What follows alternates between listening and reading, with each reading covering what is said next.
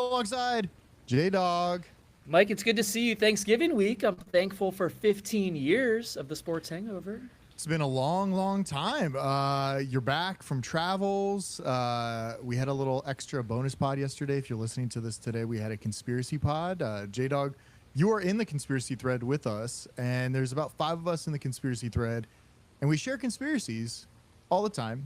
Most of us do. I would say our mutual friend doesn't, and you just don't. A few times you guys will you like the real conspiracy, so you only put in real conspiracies. That's true. I do consume the content, and I think what you're leading to is yesterday you published a amazing conversation with someone who knows exactly what's going on behind the scenes of the U.S. government, behind the scenes of aliens that have been abducted by America. And that's an exclusive podcast that the Sports Hangover got. I'm very grateful that this person came on. I don't know if we can name him. I don't know if it's like a secret guess. No, not a secret. Yeah, not a secret. You can name him Zach Mauser, former military, maybe not active military, but trying to be a pilot in the military currently. So hopefully he gets there so we know some more information, because I feel like you could work your way up from being a pilot in the military. Another whistleblower, Mike. Congress has had whistleblowers, and TSH now has whistleblowers to blow the whistle on what's going on. So that's a great listen. Honestly, probably a better listen than what you're about to listen to. So if you haven't listened to that yet, pause what you're doing. You already downloaded this. Thank you. Go listen to that one from yesterday. You're going to learn all about aliens. You're going to wow your family at Thanksgiving. We're just going to talk some usual NFL stuff here. So you've missed some football. You've been on vacation. You took your little break. You're moving locations, moving from the West Coast to the East Coast.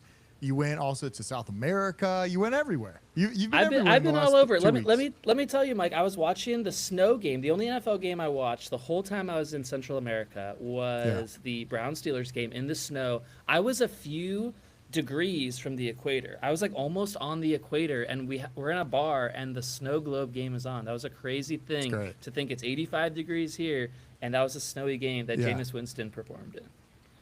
It was a great game. Jameis is bringing the passion back to the Browns. I love it. I love it so much. He's just it's just a fun watch. It's like, even if you don't like the Browns, how can you hate Jameis? He's just a fun guy. They're much better to watch. I saw Nance and Romo are going to do a Browns game in a few weeks. It's like the Browns are becoming watchable again, all because Deshaun Watson got hurt. And this is the least surprising thing ever, I think, for Jameis Winston. We are all fans of not Deshaun Watson, anyone but him. And then we're all fans of Jameis, too. And so you combine the situation. It's so unsurprising that Jameis is succeeding with the Browns. I think the Browns only have one option here going forward, and it's to do the Daniel Jones. Just release Deshaun Watson right now. Yeah. Because you have your answer. You had your answer last year with an old man, Joe Flacco, who isn't even doing that well with the Colts. You have your answer again with Jameis. It's clear that you can plug literally anybody in, and they'll be better than Deshaun Watson. So just stop that madness right now. What do you think about the Daniel Jones thing? He was released, which was crazy because, if you go back and rewatch the Hard Knocks GM style version of it during the summer, they literally kept him because they didn't want to spend more money on Barkley, and it's like, oh, we're just going to pay him a lot of money. He's been released. All this has happened. He basically got the pick where he went. I was surprised that he went to Minnesota. I thought that was an interesting pick, but I guess he's like, well, if they make it to the Super Bowl, which they possibly could, and Sam Darnold gets hurt, he's got a Super Bowl ring, basically. It was weird because I feel like he could have started other places right away. There's teams in need all over the league. We watch not football on Sundays. You see terrible offenses. Daniel Jones could have played somewhere. He went to Minnesota to be a backup. I think he wants to learn from O'Connell. But you're right. Sam Darnold's going to keep playing there. He's going to stay healthy. He's had a great season. The Vikings are going to the playoffs. This is just a chance for him to rehab his value, a little bit like Sam Darnold went to San Francisco, backed up Purdy for a minute, and then got paid $12 million. If Daniel Jones comes out of Minnesota and gets a 1 year for $12 million, that's pretty good compared to what we all thought of him a few weeks ago. Yeah, and I don't know. You kind of look at the Giants and you think, oh, well, you guys were just bad no matter what. No matter who's getting plugged in there, you're really bad. Now, obviously, they were even worse without him, but I don't know how good he is, and I think he does need that rehab, and maybe next year a team. I mean, it seems like there's multiple teams that could use him. But I thought it was a really weird pick. I was like, why don't you just go to a team that you could play well for the rest of the season and then get a big contract on that team? But it seems like he wants this option to go pick next year where he's going. The weird thing is he doesn't really need money, right? Because he just got guaranteed money from the Giants, which is crazy. You talk about the Hard Knocks, by the way. I So saw a much. clip. I saw a clip this week where the owner is in the GM's office and he goes, "What's the latest with Saquon?" And the guy goes, "Well, the Eagles are in it." And the owner said, "I've been here a long time. I've owned this team a long time, and there's never been a more popular player Wow. than Saquon Barkley." And the GM let him go Oh my to the Eagles. The Eagles are going to win the division. They're going to make the playoffs, all these things. The Giants GM cannot still be there. Brian Daboll, maybe the head coach should survive, not the GM No. for sure. Well, yeah, it's weird that the GM's still there. It's like you see this downfall of the team, and it's like, why is the GM not fired? Was he a new GM that year? Was he just coming in that year? He didn't draft Daniel Jones. Remember that guy Gettleman? He was a character on Yeah. our show for a few years. There was a GM after him who didn't draft him, but this guy needs fired for sure. Oh yeah, for sure. I don't know where you want to go. Do you want to go talk about our Thursday games? We got Thursday matchups. I got some stats. I got some picks. Anything else you want to talk about? Anything else? I'm trying to think what even happened the last 2 weeks. I don't even know what Let's happened. look forward. I love the forward look. We got the Thanksgiving games coming. They're not the best games this week and this year, No. as we know. The Dolphins are playing on Thanksgiving. I don't know how my team got selected to ruin my Thanksgiving. That's not fair It's for gonna be me bad. personally. They're in Green Bay. We know how Tua plays in cold weather. Actually, the Dolphins Yeah. angle I do want to talk to you about, Mike, is Tyreek Hill. Okay. Tyreek Hill's having a down Talk to me. year. He was arrested earlier this year. You remember that? Maybe it was week Yep. 1 of the NFL season. Was that before the games even started? It was very early in September, I feel like. Was it preseason? No, it wasn't preseason. It must It have was been like regular week season. 1 or 2. Yeah, Yeah. remember because he did the celebration with the handcuffs. I was at your house. I think it was Yeah. week 1 to start the season. So Yeah. we never saw him play before he got arrested this season. And now what came out about this arrest? 2 things have come out while I was in Central America about this arrest. What? What And this is came what I out? want to talk about. 1, charges dropped against Tyreek. All charges were dropped. The police did not show up to court, Mike. And this is bullshit because I was attacked on our thread. I was attacked on this podcast. I was attacked by our Canadian friend saying back the blue, all this bullshit about the guys who arrested Tyreek. And it turns out they didn't show up to court to continue pressing charges. So the charges were dropped. Tyreek is very innocent, as we knew all along. You want to comment on that, first of all? No, keep going. I mean, I thought, he was a little feisty, but hey, listen, I have been through our legal system now. You I have. know You're how, our expert. You're our new legal I- expert. I know how it works, and it's pretty I mean, they go through everything, so I could see like, hey, don't show up. Listen, all the facts are not in your favor. Just bail and whatever. Yeah, Exactly. 'Cause he should have never been okay arrested. with it. So that happened, and he's innocent, which we all knew. The second part of Yeah. it that bothers me even more is there was a report while I was in Central America that Tyreek has wrist ligament damage and needs surgery in the offseason. Where did the wrist injury occur? From the police. And that makes me so mad that maybe the Dolphins would have gone to the Super Bowl this year. Maybe Tua would have never run in to DeMar Hamlin this year. Maybe this would have been all different if they just didn't arrest my receiver before the season started. I'm so pissed that all this happened. And I've hated this NFL season. Like, the Dolphins have been bad. My fantasy teams have been bad. My picks have been bad. And I think it's all because Tyreek got arrested in September. Jeremy, you are doing pretty bad in fantasy. I'm hoping me and our lawyer friend, we might go back-to-back champions. And I love what he pulled in here. He won last year. He said, you know what? I'm going to revamp. I'm going to bring somebody in. He brought me in, and did. look where we are today. It's Doing like, it's great. kind of like, it's kind of the greatest move. I feel like it's great. It's like he's the Tom Brady. He's just like, I need some more players around me, and he brought me in. That's what he did.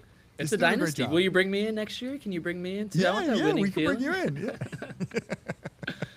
Yeah. Listen. I think if I was Tyreek, I would sue the Miami PD, get Yes. some money from it because your wrist. Also, all that other stuff probably still would have happened. I think Tua, unfortunately, What is that? wants to dive with his head first into people, and he keeps running. It's like trying to prove a point. It's like, dude, we do not need you to prove any more points. It's okay. You can throw the ball, not run. We are okay with that.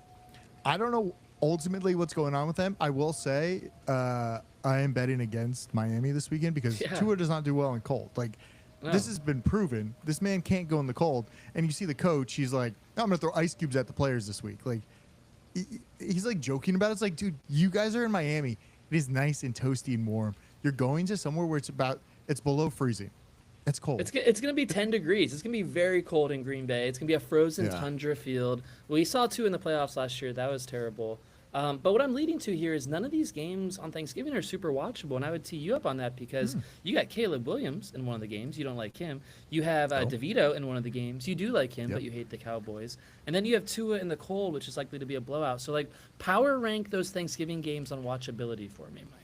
So power ranking for me, I would say I think the Lions game, number one for me. I think it's hopefully going to be a blowout. I think they cover the spread here.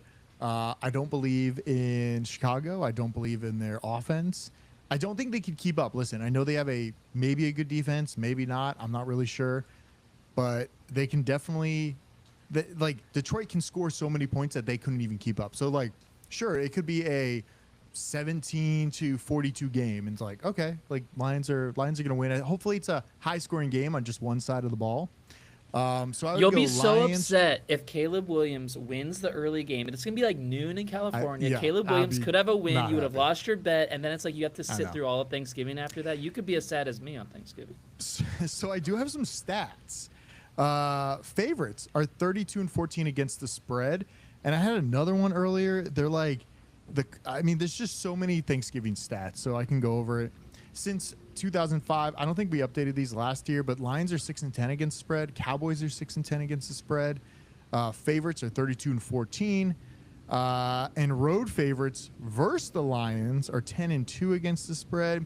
It's just the Lions have been bad for so many years, so I feel like this Those is are hard the year to believe, that the stats right? flip. Yeah. Exactly. But I like the game, so I would go Lions game first. That's the number one. Yeah. I kind of want to say Green Bay, Miami number two, but I worry it's the end of the night. It's cold. It could be literally a 7-3 game. Like I could see no points scored. It's cold. No one wants to play. Jordan Maybe there's Love won't stuff full- score either. He's not got Thanksgiving night to throw the ball around.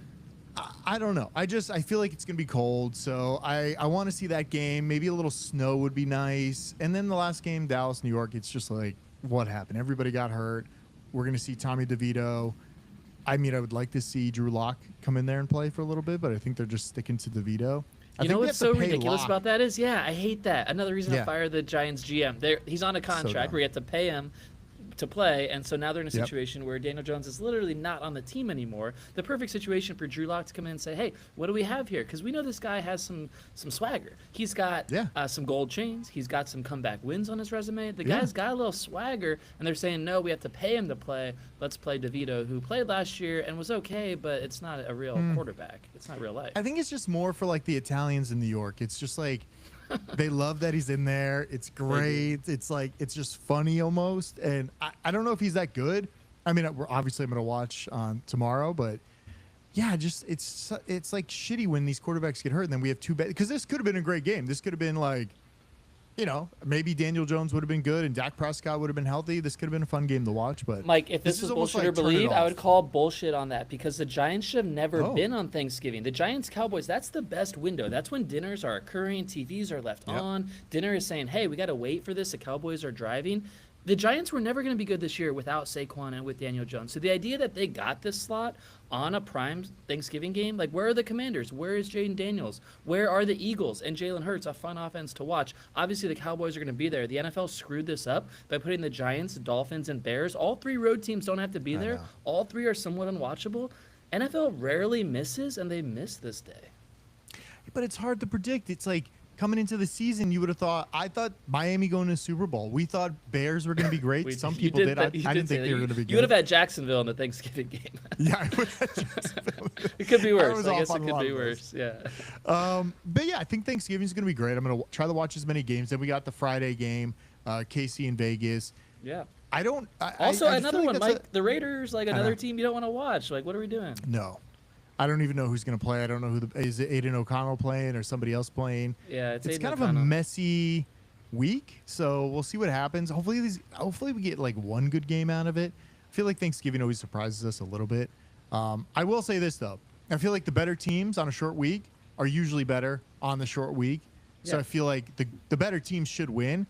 If I was going to pick winners, if you just want to go money line, I'd go Dallas, Green Bay, and Lions. Just money line, straight bet. Home teams, better quarterbacks. Those all make sense. When you get to Friday, it's an Amazon game for Black Friday, which makes so much sense. It's not a super watchable game, but I read something where this is the last year where Black Friday is only going to have one NFL game, because next year the NBA is on Amazon. There's going to be a ton of NBA games on Black Friday before and after the Black Friday NFL game. So Black Friday is becoming an Amazon day. It makes sense. You're on Amazon shopping already. Obviously, their Cyber Monday deals have already started. I've been buying stuff on Amazon.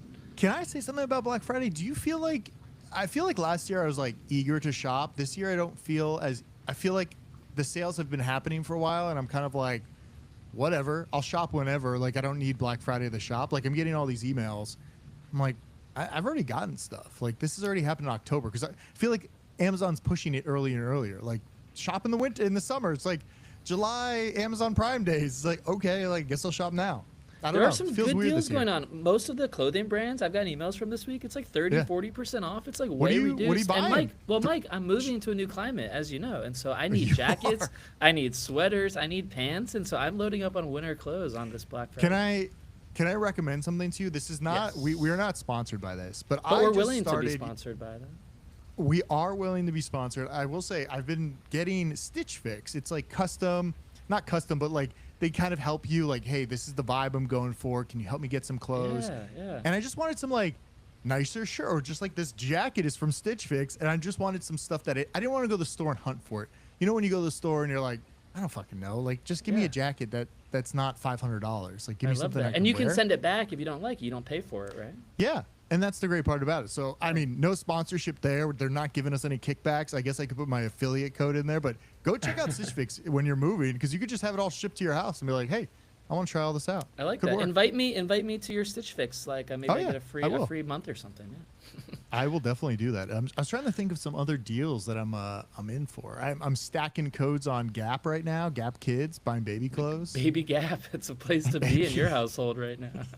James is gonna love this Black Friday. Yeah, Black Friday, a lot of baby clothes. Speaking of Thanksgiving, before we move off the topic, you're hosting Thanksgiving for all the grandparents, all the siblings. No. Sister's hosting. We're just going over.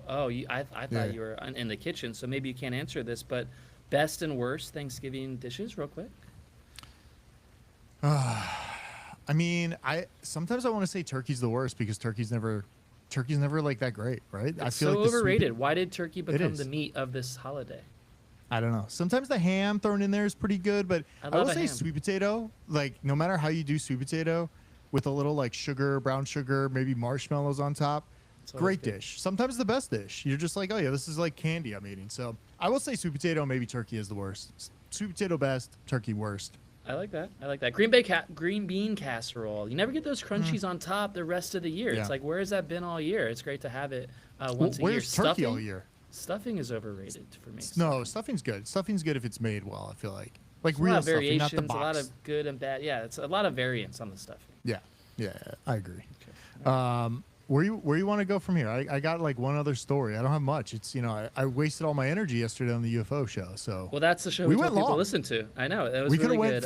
We could have went 3 hours on that podcast. We only went 45 minutes. So I love that. You just got a little taste. Yeah, there's more to go. Big Dick Energy. You want to get to that?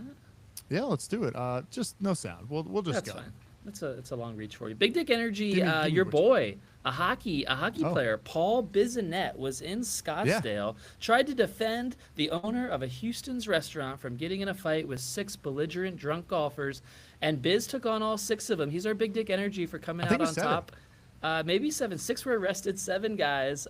He's like on TNT as an announcer. He's all over Barstool. And what I came away from this thinking is, don't mess with Barstool.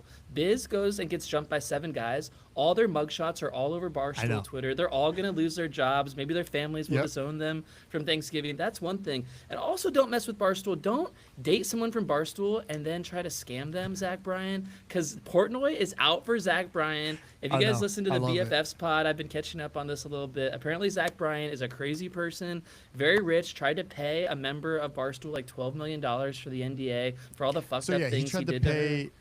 Yeah, he was dating like Brianna Chicken name? Fry, Yeah. Brie, and then it was just like a whole mess, and trying to pay her $12 million and a house and a car and all this stuff.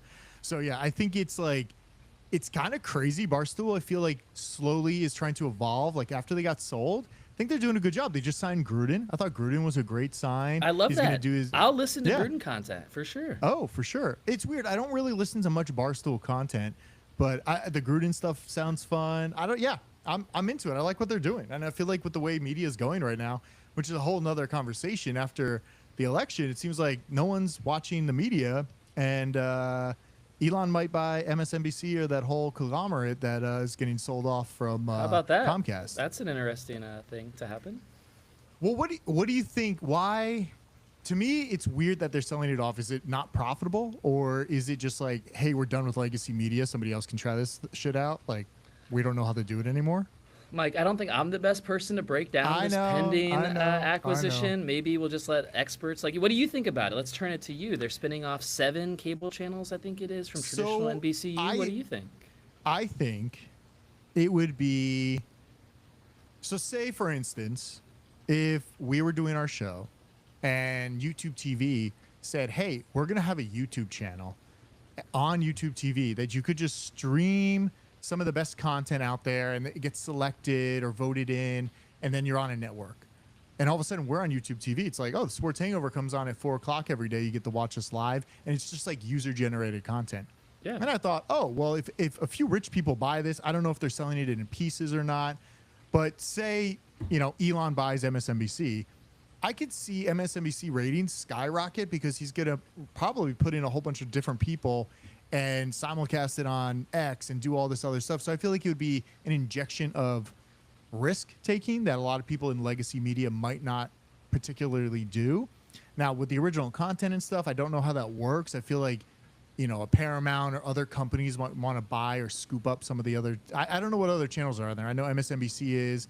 CNBC, Bravo, Golf CNBC. Channel, USA. There's some legit ones, and then there's speculation that other networks, like you said, CBS might spin theirs off and join this NBC thing, and maybe in the future there's 30 cable channels that no one wants, but they all exist, and cable's still in 50 to 70 million homes in the U.S. You have that reach that X, I don't think, has 70 million active U.S. users a day, so Elon could expand his reach, or whoever can, and get that user-generated content in front of more people. But it is a declining asset because cable is going down every year. It's how much you invest in it. As far as Elon buying MSNBC, right now they're 7 channels. I think he has to buy all 7 if he wants it. But it wasn't a joke, I thought, because he said, when Twitter was up for grabs, it was someone asked him to buy Twitter. He's like, how much is it? And he did the exact same thing with MSNBC. And so I was like, wait, he's going to buy MSNBC. The funny thing is, well, first, Rachel Maddow, as she's reading it, she starts crying because of the picture he retweeted. By the way, that picture that he retweeted was years ago, I think, or something. It was some picture, a meme or something. I didn't even see this one. Oh, it's a pretty good one. Just go look it up and you'll see. It's I wish I could pull it up now, but maybe I will. MSNBC and all those networks, only $7 billion. Twitter was $45 billion. I feel like this would be a little drop in his bucket to go. They do $7 billion in revenue per year, but their valuation is expected to be much higher than $7 billion. Their revenue? Their revenue is $7 billion, but their valuation will be much higher. The revenue's been tough because people are canceling cable and they're not making as much money as they used to. These cable channels used to be cash cows. America used to be a cable world, and now we're a digital streaming world. I'm trying to pull it up, but it's oh, come on. They're not even showing the whole tweet. I have to go on Twitter probably. I'm looking for it. I can't find it. It's X. It's X, and Elon ruined it. So he might ruin MSNBC. We'll see what happens. I don't know if he'll ruin it. I feel like it'd be kind of fun. Is it good right now? That's the thing. It's do we actually think these channels are actually doing a good job? Because if no one's watching them, I don't watch MSNBC, but guess I would probably turn it on if he owned it. Yeah, to see what's going on over there at that point. See what's going on over there. By the way, Elon Musk, Mike, I am here in West Palm Beach where Mar-a-Lago and Donald Trump are. Elon Musk has not left Mar-a-Lago since the election. Every day he is in a picture with Trump on the pool deck here in South Florida, looking like my pool deck. It's dude is the vice president right now. You never see J.D. Vance there. You see Elon. I know. I haven't seen J.D. Vance since Trump won. It's just been Elon and RFK. That's it. Those are the only two guys Your around. two boys. Honestly, your two favorite people ever. I have good taste. That's great. But yeah, I think I it's heard. kinda By the way, I crazy, heard a like- story. Yeah. I saw a Joe Rogan clip, completely unrelated to anything Yeah. except RFK. Is that RFK goes to the gym in Venice and is super jacked and works out in jeans in Venice. I love it. California. Have you not seen that picture of him working out? I know he's jacked. I didn't know he worked out in jeans He's- every day. Gold's Gym, Venice. See him there. Yeah, I used to work out there. You used to see a lot of celebrities all the time. You'd see like Hulk Hogan, not Hulk Hogan, Arnold Schwarzenegger. You'd see all these guys just show up at the gym like at 5 a.m. and work out. It's kind of a scene over there, and it's I feel like like- $30. I feel to like be a member. Equinox is where you want to go to not be recognized, and Gold's Gym is where you want to go to be recognized. I don't know though. The guys are just like they're ripped. They're just jacked, just working out. It's just like pumping iron all day. Something about RFK. it over there. RFK was eating McDonald's Uh, on the plane. I thought he's our new health I czar. know. Is that healthy? What's up with that? I don't think that's very healthy, but Okay.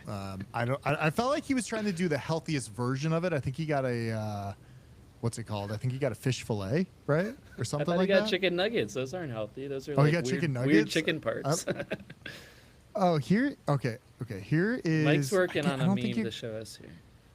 I know. I'm trying to show you, but I don't know if it's actually gonna work. But let me see here. All right, hold on. Where's my window? Here. So you're gonna see this. So this is the. I think it's working. So you can kind of see her here a little bit. That's when she starts crying, and that's the meme. It's like some guy and some girl bending over with MSNBC as her butt, and some guy saying right here, it's like Elon Musk try not to buy MSNBC. I didn't kinda know funny. I don't know Rachel if you put can this see it, on make her it out. show. She really put that meme on her show.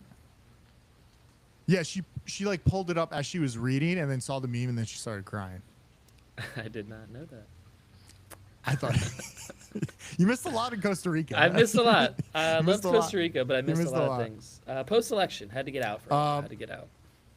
I have one other story, and it's about I guess legacy media too, but I think Around the Horn is ending Yeah. next year, which I thought it's been around so long. It's crazy that all these shows that we grew up with are finally just kind of sunsetting in a way. But I felt like that was a cheap show to operate. I don't know why it's shutting down. It was like such a, it was kind of an easy show.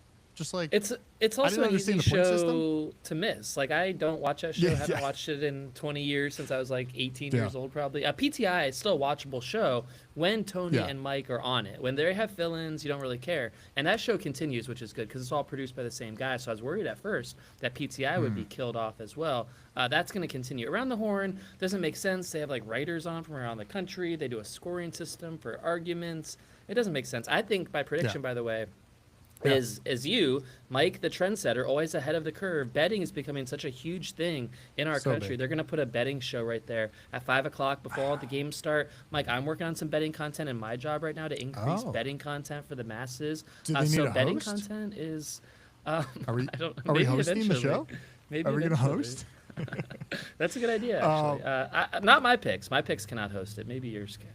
Now, if once Around the Horn goes away, are we allowed to rip that off and do an Around the Horn version, Around the Hangover, on our show? Like, are we allowed to like just rip that. the format off and have a game show?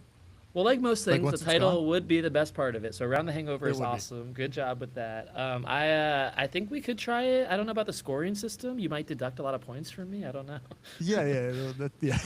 Would it be fun? I always think like trying new stuff out. By the way, I don't know if anybody's listening to our daily Sports Hangover podcast, but it is read by me every single day. Sports news, 5 topics. There's an asterisk Um, read by me. Little asterisk, AI voice. It's pretty good. I'm going to upload some new audio to make it a little better. But I will say, I did launch 2 other podcasts. If you're interested, I have a crypto daily. I think it's the Crypto Hangover. So you can listen to that. So search the Crypto Hangover. That sounds like a You can get crossover here. daily- Okay. Daily crypto news and insights and meme coins that are trending. And then we also have the AI and tech hangover that you could listen to, and a lot of tech news, a lot of AI news. It's really great because it's all AI generated, so everything you're listening to is like the trendiest and most up to date information. I was gonna say, how It's a does lot your of fun. voice feel every morning after recording 3 podcasts? Jeez. It's a lot, you know. Somebody's got to do it, you know. Just make the whole network my voice. So I guess it's working out. That's great. Well, you picked a few things that are doing really well. Crypto, I mean, post-election, it's like if you have any amount of BTC, if you have Coinbase stock, or you're on the Coinbase app, like it's all just going to the moon, which is very exciting. And I keep pitching this, but the auto trader, I've showed this to you last week, I think, or did I not show it to you? It's like the Pelosi tracker, where every time Pelosi trades something, it buys it. So I sold all my Pelosi tracker. Yeah, Pelosi has been sold, and now I think I'm on let me see which one I'm in now. I keep changing it. I am on the GPT portfolio. The GPT portfolio is AI researches every week and buys and sells new stocks based off of what it kind of digs around the internet and finds research. Wow. So you don't even sign off on this. The machine is just doing the buying and selling. It's just doing it. My Pelosi tracker, I earned 30% on that, and then I sold it. Then I'm jumping into the GPT tracker and seeing where it's going from here. Well, I don't know. AI is very powerful, but it's hard to beat Nancy Pelosi's insider trading. Like, that's going to be very Well, if you listen to the AI Hangover, recently Anthropic started a AI agent, and this AI agent went in and they gave it like $10,000. They said, okay, go make me as much money as you possibly can. This AI agent went in, started like a Reddit group, made a meme coin, put the meme coin up, and made over like $100 million from a fake meme coin by an AI agent that did all the work, and they just let it go. They let it out into the internet, and they just like started producing all this stuff and like content around it, and it made all this money. I don't know how they did it, but it's fucking wild. Like, this is the stuff that we're running into now. It's like it's the beginning of the end, right? This is the beginning of the end. Basically. Yeah, basically. But I will say, like, the AI stuff does work if you find a good like portfolio tracker with AI in it. I think it's worth it. Knows a lot better than me. I don't have that time. They can research. They can read a whole fucking document. Like Warren Buffett's annual letter just came out, and I had to condense it down into like 10 bullet points and told me what to do. I need to check that out because I read the first paragraph and I was like, there's 10 pages on this? Who is reading this? Who is it for? It's for AI to simplify it to 10 bullet points. Yes, it did, yeah. So it's... tell the people where they can download these podcasts at. So you can download them anywhere. They should be uploaded now. I just started it this week, but it should be verifying in Spotify, Apple Podcast, Pocket Cast, any cast player you got should be there. Crypto Hangover. Yeah, and what's the second one? We have the AI Tech Hangover, and we also have the Crypto Hangover. That's exciting. Yeah, there'll be more. I might do like a stock trader one where it kind of like recommends stocks daily too, and kind of have an AI bot track the stocks and see how the portfolio would be doing with a certain amount of money. We haven't necessarily made people money with football picks, so we're trying different ways. Well, listen, if you just say I'm gonna fade our picks every week, you'd be pretty so rich. Yeah, especially this year. Even though I did go 5-0. You did go 5-0. I'm so mad at you. I'm going for the Booby Award for last place, and you nailed your 0-5, which you rarely do. You usually go 2-3 on that. I know. So I'm falling behind, unfortunately. All right, Jeremy. Well, good show. Hopefully everybody has a good Thanksgiving. We're 15 years in. I'm gonna link all the AI podcasts below. Nice. Also, subscribe to our Substack. That's we're going to start putting some exclusive content. Substack's just really easy. You can have a conversation with us, leave comments on the podcast. I think it's just a good platform for us to like communicate with people. We used to have the Hangover Hotline. Now we can just have the Substack chat room, and people can leave comments in there, and we'll read them on the show and see what's going on.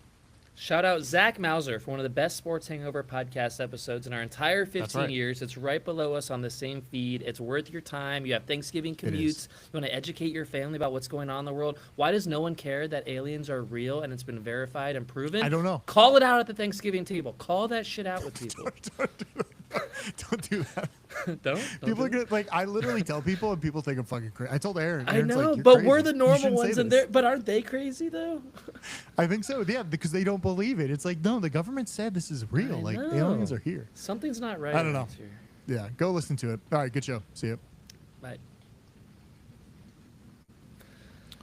All right.